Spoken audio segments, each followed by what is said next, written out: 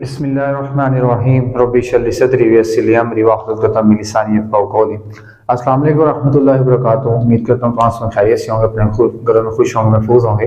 अल्लाह ताला आपको सलामत रखे, अल्लाह ताला आपको खुश रखे। टॉपिक आपके पास है operation amplifier as an inverting and non inverting. हमने ग्राफिकल रिप्रेजेंटेशन इसकी देख ली थी। इन्वर्टिंग एम्पलीफायर को डिस्कस करते हैं कि इन्वर्टिंग एम्पलीफायर का लूप गेन क्या होता है और नॉन इन्वर्टिंग एम्पलीफायर का लूप गेन क्या होता है। फर्स्ट ऑफ ऑल इसकी डायग्राम की तरफ चलते हैं। जैसे हमने ऑपरेशन एम्पलीफायर में डायग्राम बनाई थी वैसे इसकी डायग्राम है। ये आपको इसका नेगेटिव टर्मिनल, ये पॉजिटिव टर्मिनल है और यहाँ पे इसके पास फर्दर आउटपुट है। और हमने ये बात याद रखिएगा, इन्वर्टिंग एम्पलीफायर में और नॉन इन्वर्टिंग एम्पलीफायर में जो आपने इनपुट सिग्नल अटैच करना है वो किसके साथ अटैच करना है।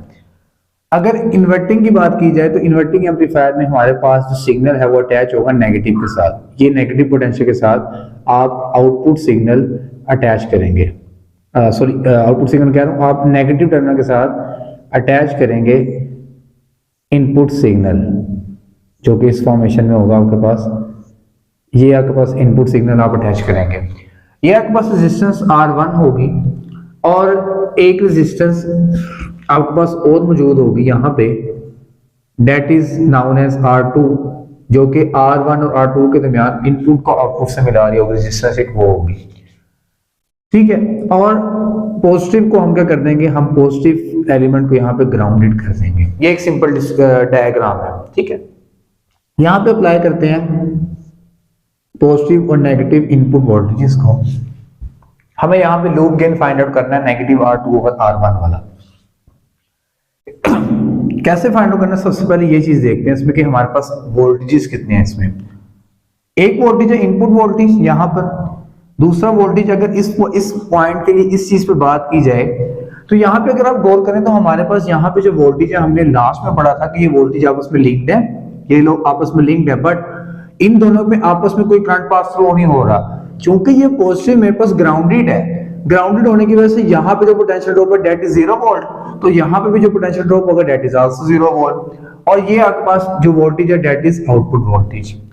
मेरे पास तीन तरह के वोल्टेज इसमें मौजूद है, इनपुट वोल्टेज, एक ये वोल्टेज जो इसमें मौजूद है, और ये आउटपुट वोल्टेज मेरे पास मौजूद है। आपके पास इस सर्किट में से गुजरने वाला current date will be I1, और इसी तरह इस सर्किट में से गुजरने वाला करंट हम कहेंगे डेट इज I2, ठीक है। अब सबसे पहले इसमें देखते हैं हमारे पास वोल्टेजेस कितने हैं। एक वोल्टेज इनपुट वोल्टेज ये है, एक वोल्टेज है 0 ये वाला, और दूसरा एक वोल्टेज आपके पास है आउटपुट वोल्टेज।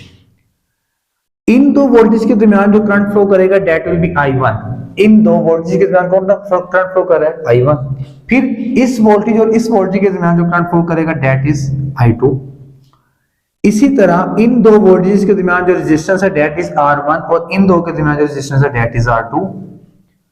हमने इसको किरचॉफ्स के करंट सर्कुलेटर लॉ से सॉल्व करना है, कि जिसमें वो कहता है कि जो करंट टुवर्ड्स मूव कर रहा है और जितना अवे मूव कर रहा है दोनों इक्वल होंगे। किरचॉफ्स सर्कुलेटर लॉ क्या कहता है, वो यही कहता है कि आपके पास जो करंट टुवर्ड्स आ रहा है और अवे जा रहा है दोनों इक्वल है। मींस ये I1 इक्वल किसके हैं, I2 के। आपने ये I1 और I2 फाइंड आउट करना है। आपको पता है V is equal to IR by Ohm's law, I is equal to V by R। Sir इन दो के लिए सबसे पहले देखते हैं करंट की वैल्यू क्या आती है, I1 आपके पास आया। वोल्टेज, टोटल वोल्टेज कितना है इसमें, V input minus 0 divided by R1।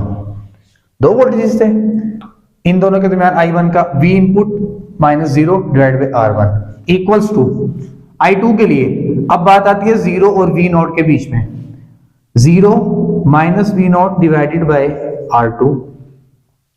इसको अगर मजीद सिंप्लीफाई यहां पे करूं तो ये आपके पास आता है V input divided by R1 equals to minus V output divided by R2।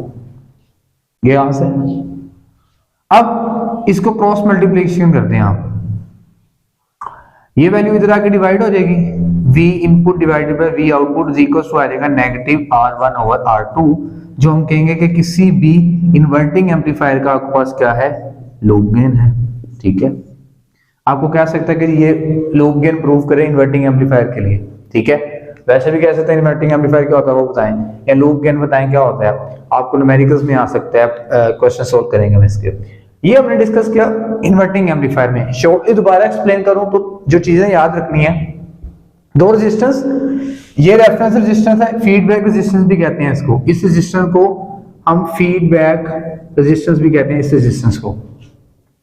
ये रेजिस्टेंस अप्लाई करने के बाद, डायग्राम बनाने के बाद, आपने इन्वर्टिंग में याद रखना है कि आपका करंट नेगेटिव में, इनपुट जो सिग्नल है वो नेगेटिव में लगाऊंगा। ये वजह ये है कि जब नेगेटिव में इनपुट सिग्नल होगा देन ही ये आपका जो सिग्नल इन्वर्टिंग का होता है, आपका ये इनपुट सिग्नल था जी एम्पलीफायर का, इन्वर्टिंग में क्या करता था, इन्वर्टिंग में वो करता था ये चीज शो करता था। नेगेटिव से कनेक्ट करेंगे तो इसको इन्वर्ट करेगा, पॉजिटिव से करेंगे तो नहीं करेगा। अब आते हैं हम नॉन इन्वर्टिंग एम्पलीफायर की तरफ, जिसमें उसने सिग्नल को एम्पलीफाई तो करना है बट इन्वर्ट नहीं करना। उसके लिए समझ सारा वैल्यूज को देखते हैं हम कि वो मेरे लिए क्या न्यू चीज बताता है हमें। अब इसमें क्या करना है हमें, अभी इसमें मैं जस्ट ये चीजें मिटा रहा हूं, बल्कि मैं कंप्लीटली मिटा देता हूं, दोबारा बना लेते हैं डायग्राम को। डायग्राम फिर समझने दोबारा, बहुत इजी डायग्राम है। ऑपरेशन एम्पलीफायर के लिए ड्रा किया, ये आपके पास आउटपुट वोल्टेज के लिए आ गई, ये आपके पास नेगेटिव था, ये पॉजिटिव था। अब इन्वर्टिंग में आपने जो कनेक्ट किया था, अब ये आपके पास आ गया नॉन इन्वर्टिंग। इन्वर्टिंग में आपने कनेक्ट किया था नेगेटिव से इनपुट सिग्नल, अब आपने जो इनपुट सिग्नल है वो आपने कनेक्ट करना है पॉजिटिव से। यहां पे आपने इस इनपुट सिग्नल को कनेक्ट कर देना है, और नेगेटिव के साथ आपने एक रेजिस्टेंस जो कि R1 शो की थी, और उसके साथ आपने इसको ग्राउंडेड वे में लिख देना है। अब यहां पे आपके पास ये है R1, इसी तरह एक फीडबैक रेजिस्टेंस जो कि इन दोनों के दरमियान लगेगी, दैट इज R1 R2। अब यहां पे आपने अप्लाई किया input voltage, that is output voltage. तो सर यहां पे जो वोल्टेज देखें, अगर यहां पे हमने लास्ट में भी कहा कि इन दोनों का आपस में कनेक्शन नहीं है, यहाँ पे पोटेंशियल जीरो है, तो इस नेगेटिव का भी पोटेंशियल जीरो है, यहाँ पे मतलब 0 वोल्ट है यहाँ पे, तो ग्राउंड कर दिया आपने। यहाँ पे आपके पास वही पॉजिटिव और नेगेटिव शो करिए, सेम वही चीज। अब सबसे पहले इसमें डिफाइन करें वोल्टेजेस कितने हैं। एक वोल्टेज ये है 0 -0, दूसरा वोल्टेज है इनपुट वोल्टेज, तीसरा वोल्टेज है आउटपुट वोल्टेज। यहां से सर्किट से गुजरने वाला करंट I1, यहां से सर्किट से गुजरने वाला करंट I2। यहां पर भी अगेन सर्कुलेटर अप्लाई करें, I1 is equal to I2, या आपके पास I1 इक्वल टू आएगा I2 के। I1 के लिए अगर करंट फाइंड आउट करें तो यहां पे वोल्टेज आपके पास क्या है, 0 minus input divided by R1। क्यों, 0 और इनपुट के दरमियान जो इन दोनों के दरमियान जो रेजिस्टेंस है दैट इज R1। फिर अगर इसको डिफाइन करें I2 को, तो I2 आपके पास आएगा input minus output divided by R2, क्योंकि आपके पास I2 के दरमियान जो वोल्टेज है that is V input and V output, और इसके दरमियान रेजिस्टेंस R2। फर्दर सॉल्यूशन करते हैं, negative of input divided by R1 is equals to, अब ये जो है इन दोनों के साथ डिवाइड हो रहा है, मैं दोनों के साथ डिवाइड कर देता हूं, negative of input divided by R2 minus V0 over R2। मैं इसको इसके साथ डिवाइड कर लेता हूं फर्दर। अब क्या करेंगे, हम इस वैल्यू को उस साइड पे ले जाते हैं, इस वैल्यू को इस साइड पे ले जाते हैं। ये नेगेटिव आउटपुट इधर आके हो जाएगा positive output over R2 is equals to, ये नेगेटिव उधर जाके हो जाएगा positive R1 plus V input over R2।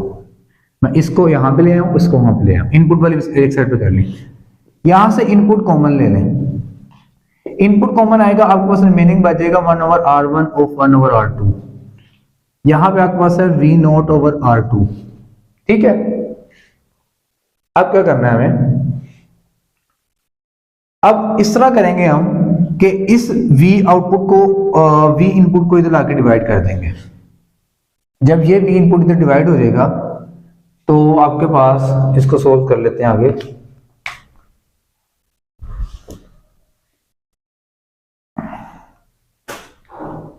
यहां पे कुछ चीज मिसिंग लग रही है मुझे, जो गलत की है शायद हमने। यहां से इनपुट इधर आगे अगर डिवाइड होता है तो ये भी ठीक है, दोनों वोल्टेज ओके है। चलें करके देख लेते हैं, शायद कोई मिस्टेक ना हो। V in output divided by V input is equals to R2 over R1 plus 1 over R2 over R2। अगर रिवर्स कर दें तो ये हो जाएगा R1 ओवर R2 प्लस 1, और ये आपके पास आ जाएगा V input over V output. Hopefully हमारे पास यही लूप गेन होगा, क्योंकि जब ये R2 उधर जाके मल्टीप्लाई होता है तो वो R2 इसके साथ भी डिवाइड होगा, इसके साथ भी डिवाइड होगा, तो इसका तो कैंसिल आउट होकर 1 बच जाएगा, बाकी इनपुट लूप गेन आपके पास ये वैल्यू आ जाएगी। ठीक है, तो होपफुली यही आपके पास होगी, नहीं तो आप यहाँ से इसको मिसिंग जहां पे होगा तो यहाँ से होगा, इसको जज करके आप करेक्ट कर सकते हैं। ठीक है, तो ये आपके पास ऑपरेशन एम्पलीफायर एज इन्वर्टिंग और नॉन इन्वर्टिंग का लूप गेन आपके पास मौजूद था। अगर आपको समझ आई है तो इसको लाइक किया करें, शेयर किया करें, सब्सक्राइब किया करें। मिलते हैं इंशाल्लाह नेक्स्ट वीडियो में, तब तक अपना ख्याल रखिएगा। अल्लाह ने के बाद।